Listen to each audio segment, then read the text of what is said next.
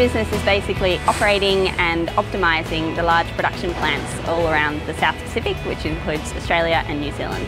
Tonnage looks after some of our largest industrial customers.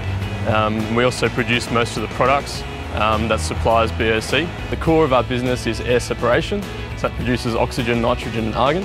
But we also have liquefied natural gas plants, hydrogen plants, carbon dioxide plants, and even a helium plant. The role I started in last year was based centrally, and my job was to look at the efficiency and safety of a whole heap of our plants across the country. My first role was working on site and in Brisbane on Bull Island, where we supply gaseous oxygen to the neighbouring refinery.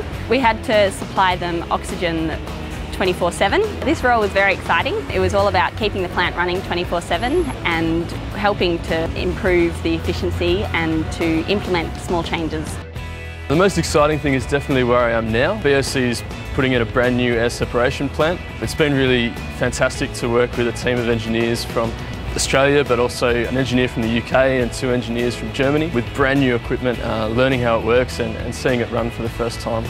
I studied chemical engineering at university and I learned a lot about fluid dynamics, thermodynamics, chemical properties of substances. BOC really does have some classic chemical processes. We use a lot of distillation, adsorption, equipment like compressors and turbines, but it's all done at very low temperatures, which makes it really interesting. It's a bit unusual. I think the graduate program in Tonnage is fantastic. You get to see everything from business development to major projects going in to the day-to-day running of the plants as well.